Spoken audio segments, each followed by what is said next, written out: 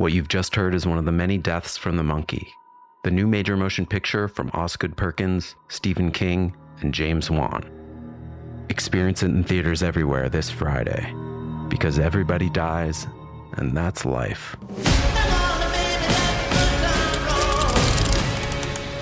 Let's have some fun. Hey guys, Madame Ram, starring Toni Collette, tells the dramatized true story of Georgia Frontier, a former entertainer turned owner and heavy hitter in the boys' club that is the NFL. After her husband's mysterious death, she shocks everyone by inheriting the LA Rams and taking the reins of a major sports franchise. Relying on her wit and astrological charts to make decisions, she turns the NFL on its head and to this day remains one of the most beloved, despised, and controversial figures in modern sports. You guys, I started listening to this and I am absolutely hooked. The twists and turns, I didn't see any of them coming, and I have so many questions. I cannot wait to continue to tune in. The woman who went from singer to NFL owner, defying expectations and shaking up the world of professional football.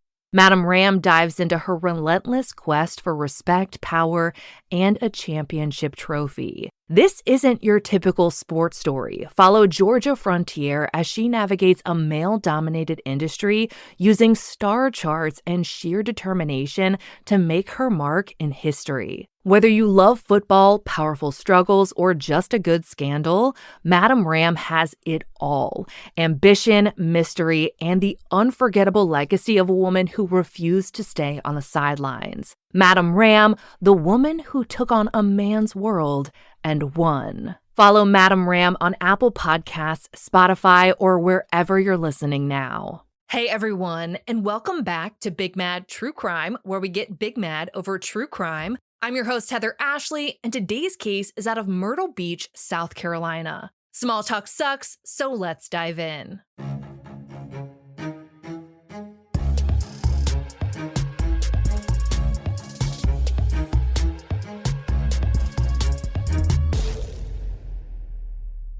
In February of 1989, 35-year-old Stephen Turner married the love of his life, 26-year-old Carrie Daly. The Turners settled down in Durham, North Carolina, and went on to have 2 children together, and they got the best of both worlds, a daughter and a son that they named Alexander.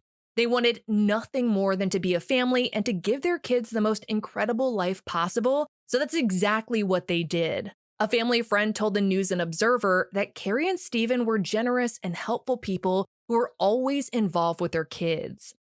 By 2010, the Turners had been married for 21 years, and both of their children were now adults. Stephen was working as the head of the IT department at Durham Regional Medical Center, and Carrie was the owner and operator of the Marina Mart in Roxborough, North Carolina, which is this little convenience store on the way to Lake Mayo where the Turners actually owned a vacation home. And while many people have a bone to pick with their bosses, the Mart employees genuinely adored Carrie and Stephen. One employee later told WRAL, "I thought the world of them. I can't say nothing bad about them."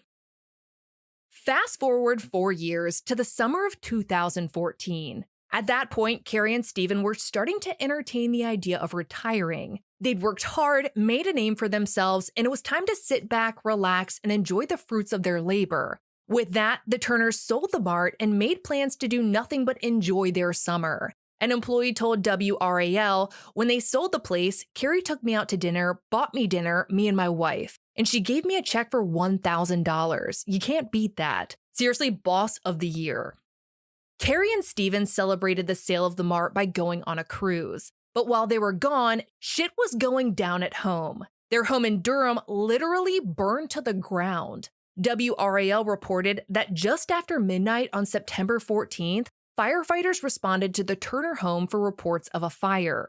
By the time firefighters got there, the entire thing was engulfed. According to a fire report, the main part of the house was fully involved in heavy fire, and fire was starting to spread to the second story over the garages.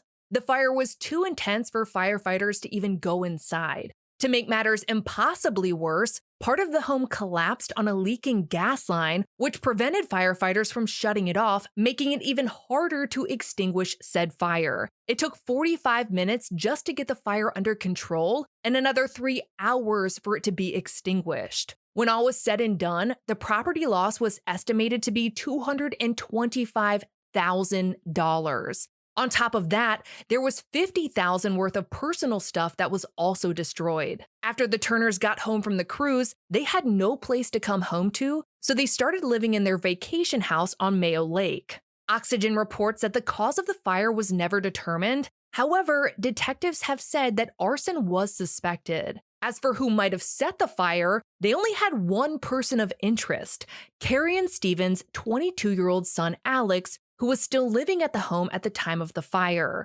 According to a MART employee who talked to WRAL, Alex's life had got sort of sidetracked, adding, "Things went this way and that way for him, but I hate to say bad things about him." Back in high school, Alex started struggling with drugs and his behavior took a hit. As the years passed, his behavior escalated and he turned to stealing in order to pay for drugs. In 2009, when Alex was still a teenager, he pled guilty to breaking and entering in Durham and was sentenced to 45 days in jail and 12 months of probation. That same year, he was also found guilty of driving on a revoked license and driving after consuming. Following those incidents, though, Alex seemed to stay out of trouble with the law, at least for the next few years. As we already know, in September of 2014, Carrie and Stephen's home burned to the ground. So they, plus Alex, moved into the house on Mayo Lake. Just 1 month later, in October of 2014, Alex was charged with breaking and entering, larceny, and obtaining property by false pretenses in Roxborough, which is near the lake. Following those charges, Alex was sent to a drug rehab program in Horry County, South Carolina. Carrie and Stephen, being the angels they are, supported the shit out of their son's road to recovery. None of this was how they'd planned the first few months of their retirement, but with Alex getting help, they felt at ease enough to start planning for the future. With a dream of retiring down in Myrtle Beach, they started making the 3.5-hour drive south to try and find a nice retirement home. At that point in time, Carrie's brother Tim was living with her and Stephen. According to Oxygen, Tim has a developmental disability that requires someone to help take care of him. After his and Carrie's parents died, Carrie and Stephen brought Tim to live with them.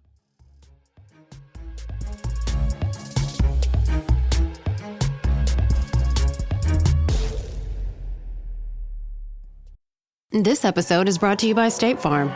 From your morning podcast to your afternoon playlist, State Farm knows you personalize your entire day, and that's why State Farm helps you personalize your insurance with the State Farm Personal Price Plan. It offers coverage options that help protect what you care about most at an affordable price just for you. Like a good neighbor, State Farm is there. Prices vary by state. Options selected by customer. Availability and eligibility may vary.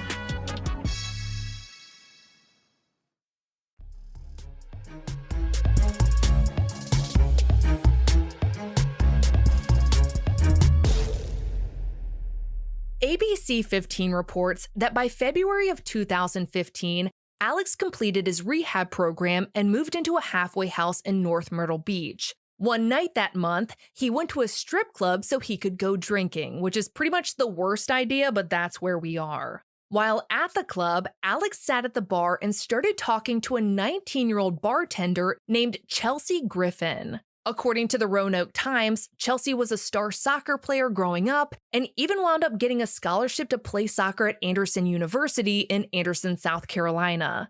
Even though she had a scholarship, Chelsea wasn't exactly happy. The Anderson team was D3, think major leagues versus the minors, and then down another division. She was disappointed because she wanted to play for a D1 team. So in 2014, she transferred to Coastal Carolina University in Conway, which is basically Myrtle Beach. Chelsea didn't end up making the team because CCU's roster was full by the time that she transferred. Chelsea still wanted to get her education, so she didn't drop out, but because she'd given up that scholarship, she had to pay for her tuition and off-campus apartment all on her own, which is why she got that job working as a bartender at the strip club.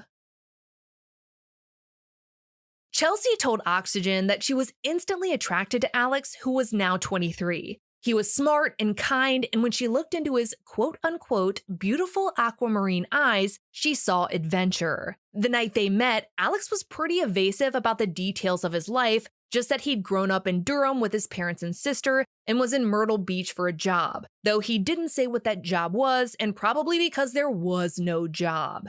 After chatting with Chelsea all night, Alex left without asking her for her number, and Chelsea wasn't sure if she'd ever see him again. But he came right back the next night and the one after that. Finally, Alex asked Chelsea for her number, which she was more than happy to give him. They started hanging out and got closer and closer. One evening, when the two were hanging out at Chelsea's house, Alex asked if he could trust her. Chelsea told him of course he could, and that's when Alex started in with one of the most creative set of lies the land ever did see. Alex told Chelsea that after high school, he enlisted in the Army and ended up being selected by the Special Forces, because that's how that works. Later, he said he took a job as a hitman for the Department of Defense. Again, that's not how that works, but he's making a solid effort to sound like he's some secret squirrel badass. He claimed that he was still working for the DoD and was actually in Myrtle Beach working on a domestic terrorism case. Alex went on to tell Chelsea that he wasn't happy working for the DoD anymore. It's a shame that his fake job doesn't come with imaginary HR. Alex was also having fake homicidal burnout and said he just didn't want to kill people anymore. He wanted to get out and live a normal life. We all have dreams.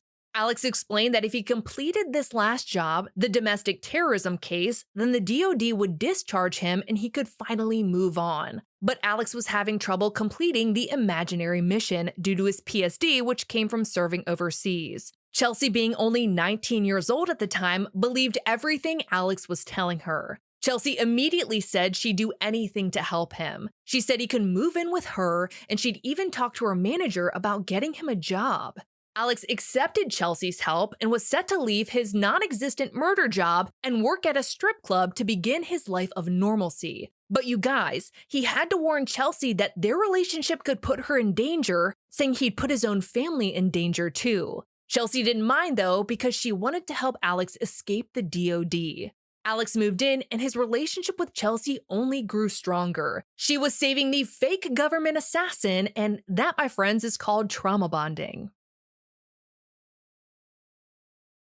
A few weeks later, on March 4th, the couple was arrested. The News and Observer reported that an officer saw Chelsea and Alex sitting in a car next to a gas station in Surfside Beach, which is near Myrtle Beach. The couple was acting as if they were lost. They were quote-unquote talking and pointing in a manner that appeared to be a discussion about the direction of travel. When the officer walked up to Chelsea's vehicle to see if they needed help, there was a strong smell of marijuana, so he asked them both to hop out. Once they were out, the officer noticed an AR-15 on the rear floor and a 9mm handgun near the radio in plain view. Chelsea and Alex were obviously placed in handcuffs because no one needs free hands when guns are involved.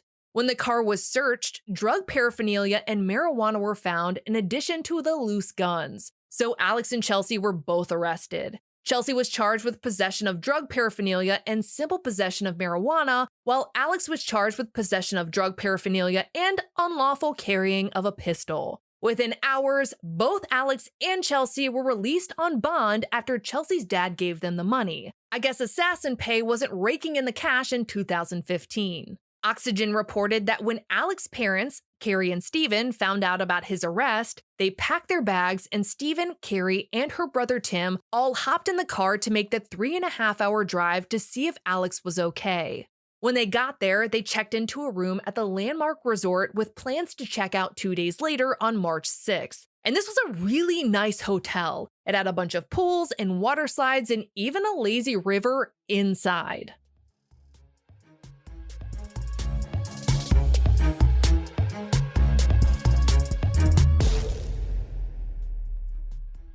Your old or broken phone can let you down, but at Verizon, trade in any old phone from our top brands and get iPhone 16 Pro with Apple Intelligence with a new line on My Plan and iPad and Apple Watch Series 10. After all, you don't want your old phone to die on you when you're lost. Perfect. Or for your broken phone to glitch at the worst possible time. Hey, can I get your number? Oh. Trade in your old phone for a brand new iPhone 16 Pro, iPad, and Apple Watch. Visit Verizon.com today. Additional terms apply. Service plan required for Apple Watch and iPad.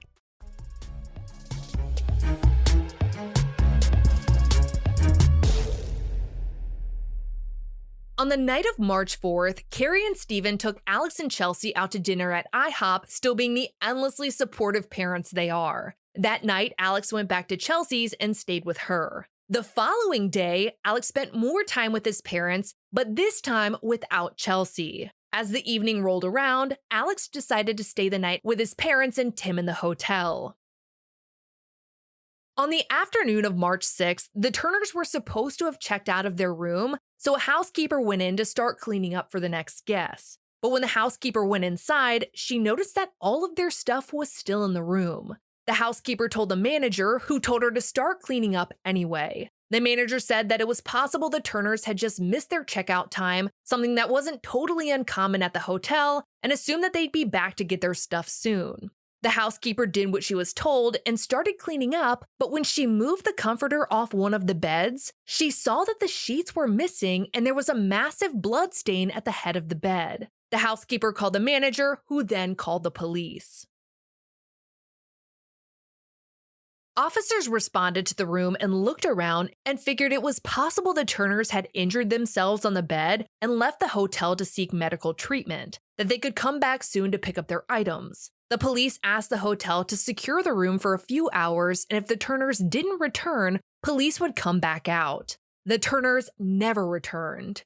After a few hours, police went back and searched the room again. This time, they noticed a shell casing on the floor as well as gunshot holes in the bloody mattress. I'm not sure how they missed those things the first time around, but again, we are where we are.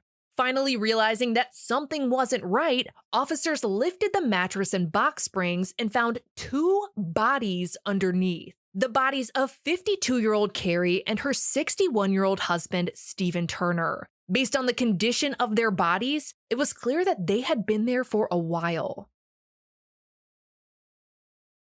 Homicide detectives were called to the scene. Oxygen reported that detectives noticed that Carrie's purse and wallet were gone. The credit card the room had been booked on was missing, so detectives kept a watch on that card to see if the killer was using it. While reviewing the room's registration paperwork, detectives saw that the Turners were driving a 2015 silver Kia Optima. The parking lot was searched, but the Kia was nowhere to be found, so they put out a bolo on the car. Detectives also found that the room had been registered to 3 people, Steven, Carrie, and Tim, but there were only 2 bodies and there was no sign of Tim anywhere. So detectives started to worry that he could have been harmed too. Knowing another person might still be in danger, they kicked their investigation into high gear.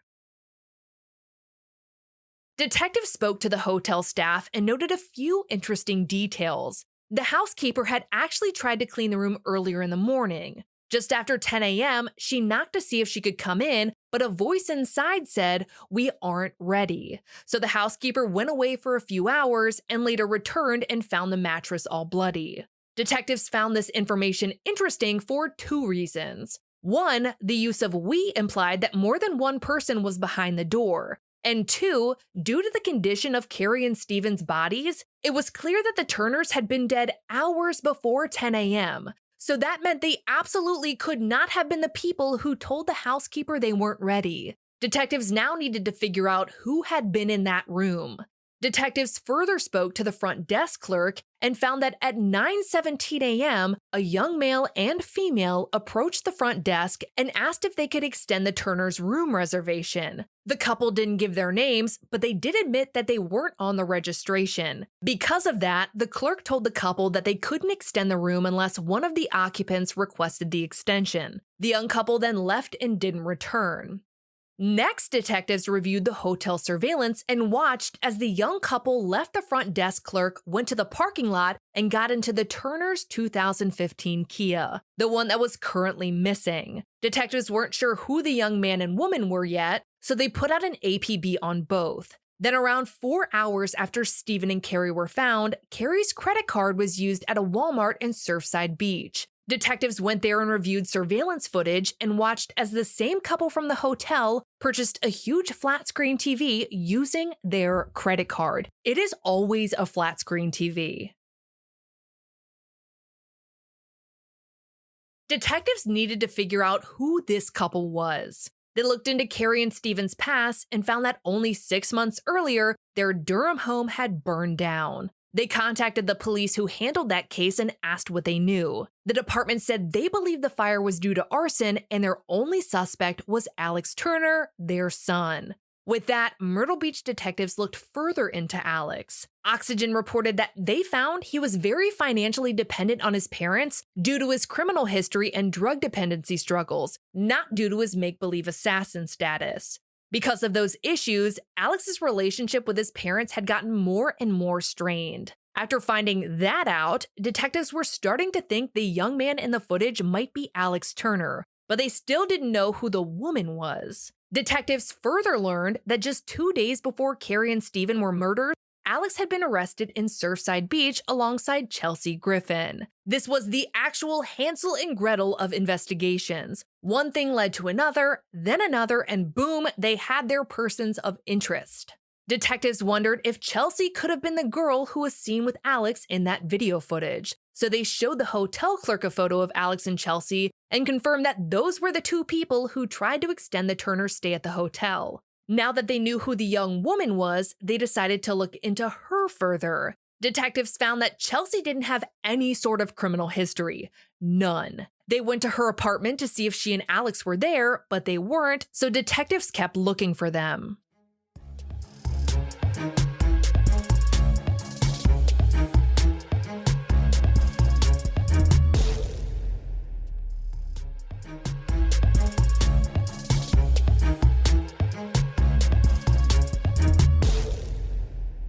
On March 8th, 2 days after the murders, the Turners' Kia Optima was spotted at an apartment complex in Conway. It wasn't the same complex as Chelsea's, but it was near hers, so detectives started running surveillance from the parking lot. They watched as Chelsea and Alex went into an apartment which belonged to 2 CCU students. Detectives also saw Tim sitting on the balcony, thankfully unharmed. SWAT was brought in and they ended up arresting Chelsea and Alex without incident. The couple was taken to the station for questioning.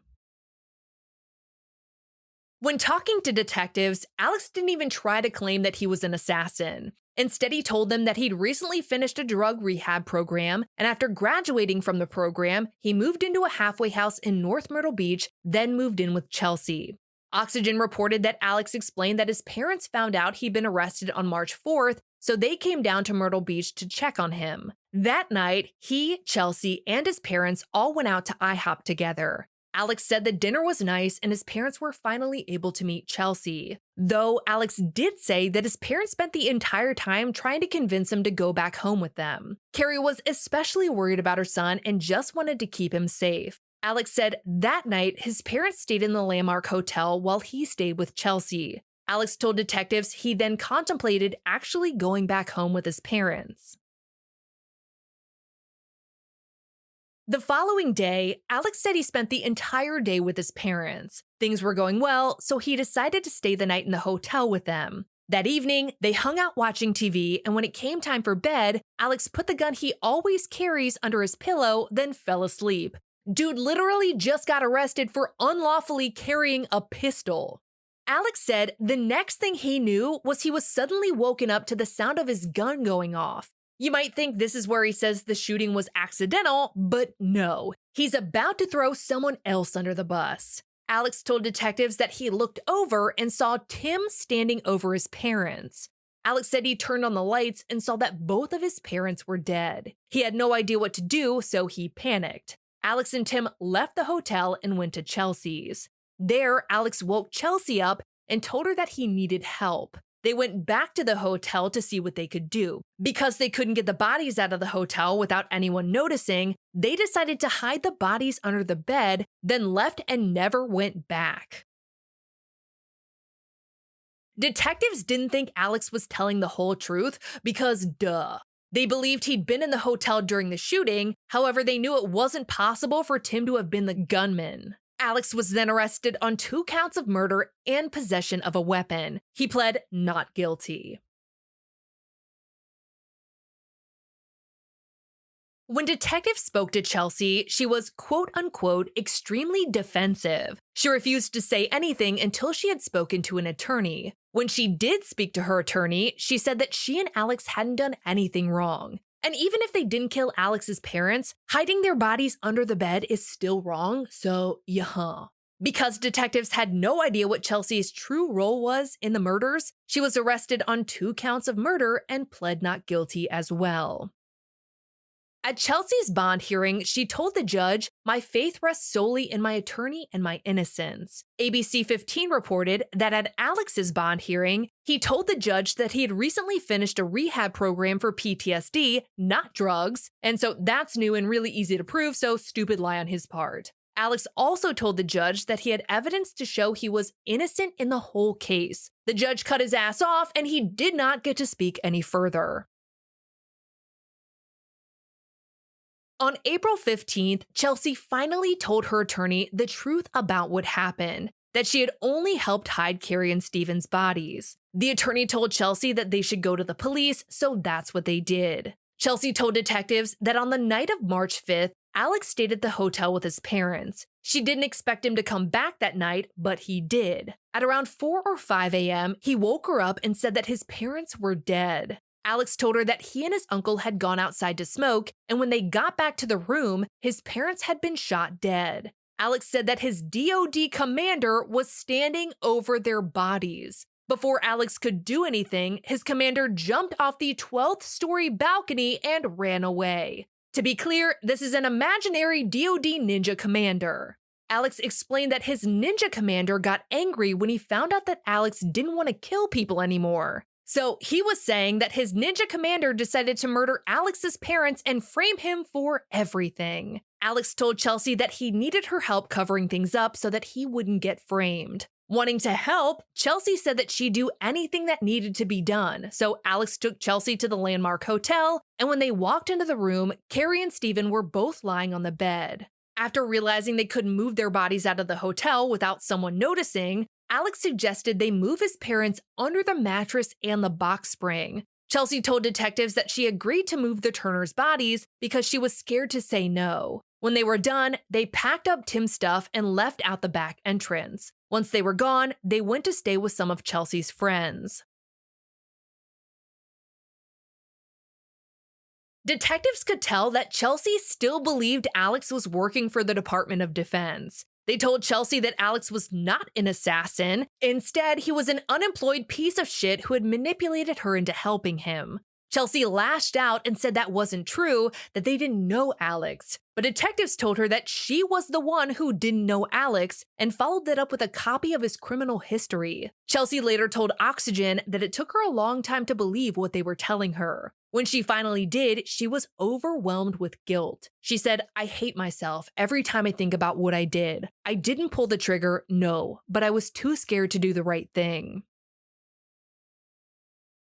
Detectives believed Chelsea's version of events. They didn't think she had anything to do with the murders and that she had only helped Alex after the fact. With that, Chelsea's charges were downgraded to accessory after the fact to murder. She now faced up to 15 years in prison, which was way better than what she would have faced if the murder charges had stuck. After her charges were downgraded, Chelsea was released on a $50,000 bond. My Hoary News reported that she was ordered to stay with her parents who lived in Virginia. Chelsea had an 11 p.m. curfew and had to submit to random drug and alcohol testing. She was also not allowed to have any contact with relatives of the victim or any co-defendants, meaning Alex.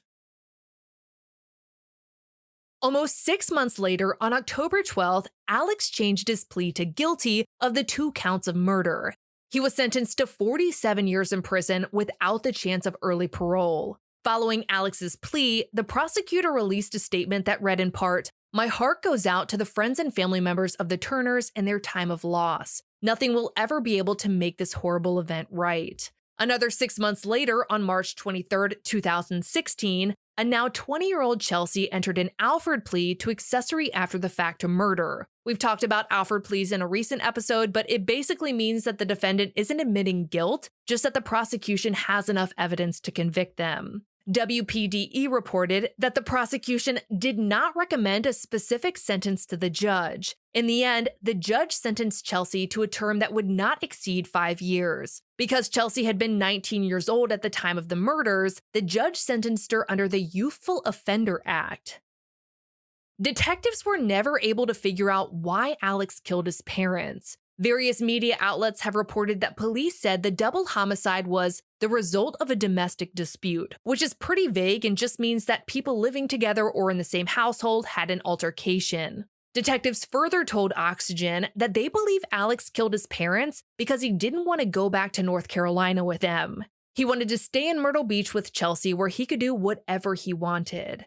But that still just doesn't seem like a strong enough motive to kill your parents. Not that any motive is ever, but Alex was a grown adult. He didn't have to go back home with his parents if he didn't want to. If he truly wanted to be with Chelsea, he could have just stayed in Myrtle Beach. Some have wondered if Alex told his parents he was going to stay and that they told him it was fine, but that they'd be cutting him off financially. That Alex couldn't handle that, so he killed his parents, the only people who had stuck by his side through everything.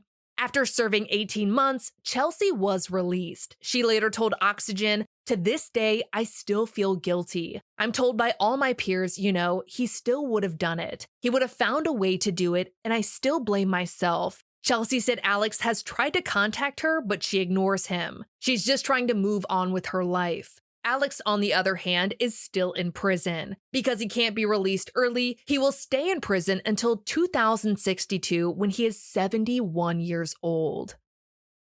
For all photos pertaining to this case, check out Carrie and Steven's highlight at the top of my Instagram profile at @TheHeatherAshley. If you love the podcast, feel free to leave a review. It makes my day every time. And if you have a case you'd like to hear covered, share it with Big Mad True Crime on social media because all cases are covered by listener request. I'll be bringing you a brand new case next week, and I cannot wait. But until then, we out.